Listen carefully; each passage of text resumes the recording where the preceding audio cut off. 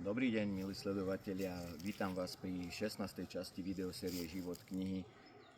Dnes je presne 1 rok, odkedy som uverejnil svoje prvé video videosérie Vznik knihy. V podstate vtedy mnohí boli prekvapení, niektorí držali prsty od začiatku, ale našli sa aj takí, čo neverili, že vyjde moja kniha, ktorú sám aj napíšem a ilustrujem, ako som to už vtedy deklaroval. A na jeseň skutočne kniha vyšla, aj s ňou spojené súťaže všetky, ktoré boli, sa chlapsky dodržali. A teraz, keďže začína marec, mesiac knihy, je od vydania knihy 4,5 mesiaca, tak by som chcel vyhlásiť súťaž od 1.3. do 14.3. 2 týždne, kedy bude prebiehať. Bude stačiť pod toto video napísať jeden komentár, kde bude napísané Kniha Kysuc 2025. Bude tam označený jeden človek, ktorého táto kniha by mohla povzbudiť. Súťaží sa o nie 1, 2 ani 3, 4 boli vo vianočnej súťaži, ale dokonca o 5 darčekových kódoch na e-knihu, ktorá je dostupná na Martinuse.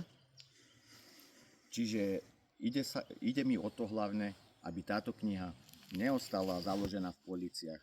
Táto kniha má šíriť svetlo, pozitivitu, nádej a motiváciu a inšpiráciu v ľudských životoch.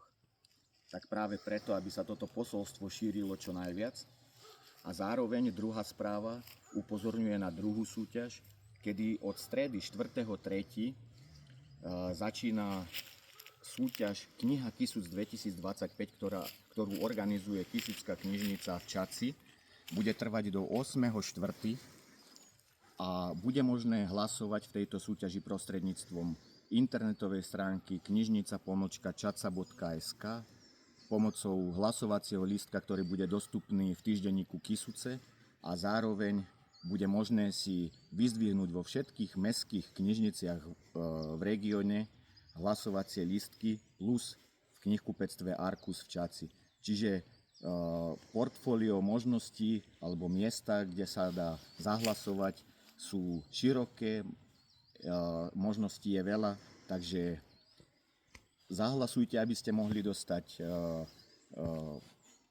respektíve pridajte komentár, aby ste mohli sa dostať k e-kódu k mojej knihe a zároveň aj v knihe Kysuc 2025.